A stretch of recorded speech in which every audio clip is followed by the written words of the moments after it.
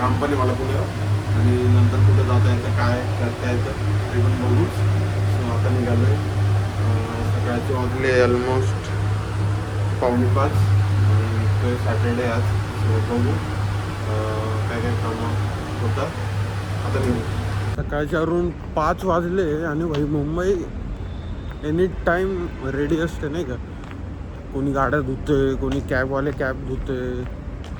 आणि मुंबई म्हणजे कधी असं नाही की तुम्ही 3 वाजता उठा 4 वाजता उठा मुंबई चालूच दिसणार नाही का तुम्हाला. आता कॅब पकडतो पटकन.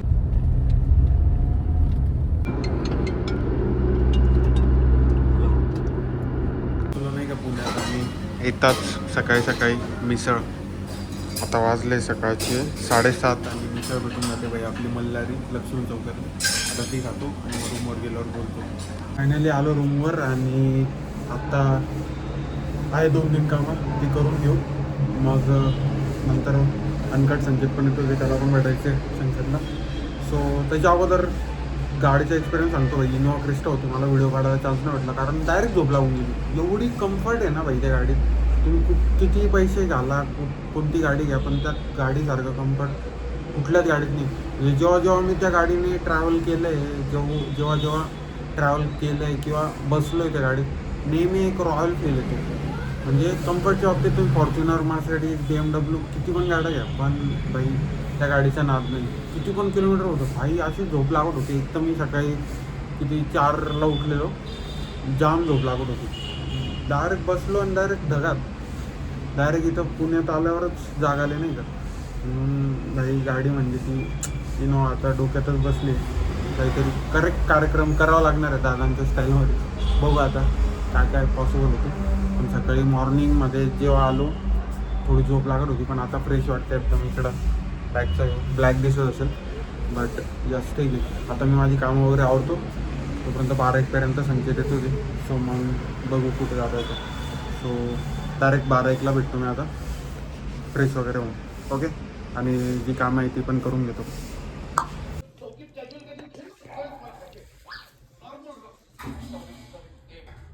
हे कोणतं आहे रे? हवा आहे उद्या मग हास्य जत्रा. अनकट संकेतचा कोणाचे व्लॉग्स बघते.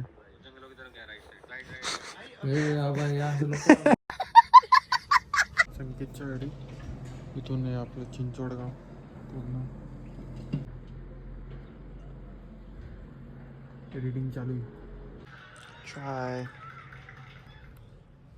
थोड्या वेळाने निघूयात एक 7:40च्या आसपास.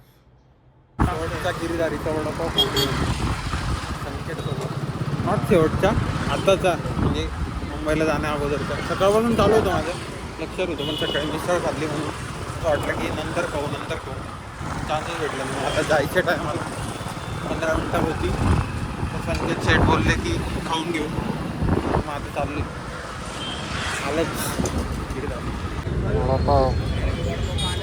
काय काय असतं बरं माहिती चहा आणि पण मस्क्याची पण सोय पूर्ण होते नाही. आरती चालू आहे नाही का चावडीवर.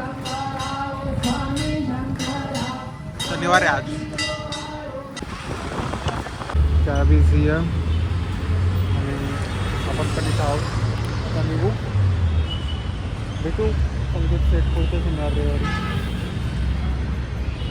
तुम्ही बनवा तोपर्यंत कंटेंट थोडा एखादं कोलॅबरेशन घ्या जाता आपल्याला विलाला. काल रात्री आल्यानंतर विसरून गेला मी ब्लॉग एंड करायचं विसरून गेलो.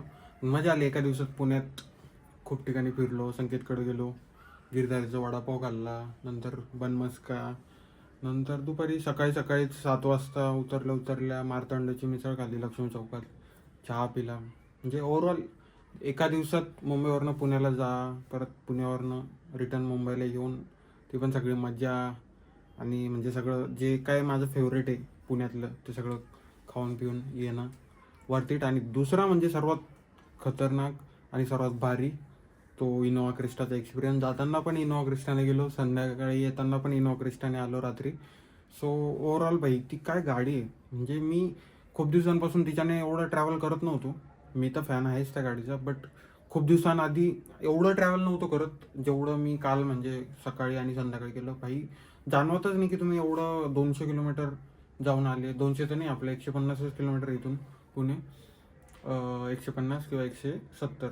सो तरी पण असं जाणवलंच नाही. बसलो, असं वाटतं की 10 मिनिटात उतरलो पुण्यात एवढं. आणि लिटरली तिचं स्टेबलायझेशन एवढं बाप आहे भाई.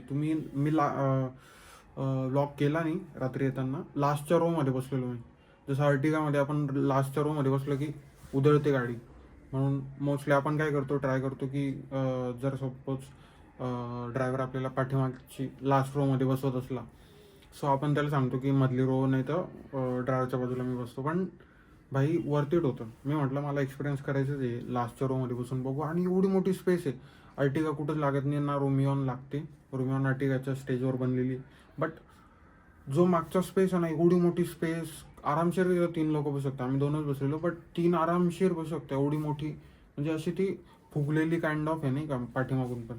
सो आणि एवढं म्हणजे गाडी हालत पण नाही. किती पण मोठे खड्डे वगैरे नॉर्मल खूप मोठा आला तर कुठली गाडी ऑब्वियस आहे, कार आहे ती आदळेलच. बट नॉर्मल जे स्पीड ब्रेकर्स रॅम्पर्स असतात त्यावरनं ती एवढी स्मूथ जाते ना.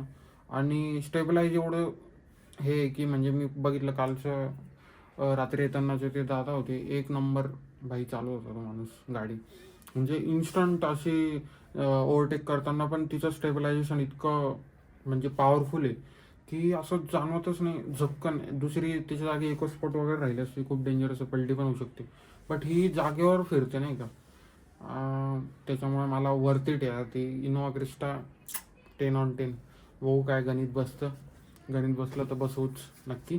बट ओव्हरऑल एकदम भारी एक्सपिरियन्स आहे. तुमचा कसा एक्सपिरियन्स राहतो इनोवा क्रिस्टासोबत मला सांगा. कशी तुम्हाला काय आवडतात इनोवा क्रिस्टाबद्दल किंवा काय सांगशाल. आणि ती डिस्कंटिन्यू झाली अशा न्यूज मी ऐकतोय नाही का. आता मला माहीत नाही ती कितपत खरं आहे ती न्यूज. इनोवा क्रिस्टा डिस्कंटिन्यू होते असं. बट नको व्हायला यार. एकदम बाप गाडी ती, तिच्यासारखी गाडी नाही. त्याच्यानंतर हायक्रॉस आली इनोवामध्ये, हायक्रॉस काढली टोयोटोवाल्यांनी. बट क्रिस्टा आहे. हायक्रॉसमध्ये पण बसलो आहे. हायक्रॉस त्याच स्टेजवर बनवलेली आहे गेस. बट क्रिस्टाचा फीलच वेगळा आहे. दिसते तर भारीच, दिसते पण भारी. आणि मधला जो कम्फर्ट आहे भाई एक नंबर. सो हेच सांगायचं होतं आणि व्लॉग एंड करायचा होता. भेटू पुढच्या व्लॉगमध्ये. तोपर्यंत व्लॉग आवडला असेल तर लाईक करून द्या, कमेंट करून द्या आणि शेअर करा. जास्तीत जास्त कमेंटमध्ये सांगा की काय आवडलं तुम्हाला या व्लॉगमधनं. आणि यस भेटू पुढच्या व्लॉगमध्ये. तोपर्यंत बाय. जय श्रीराम.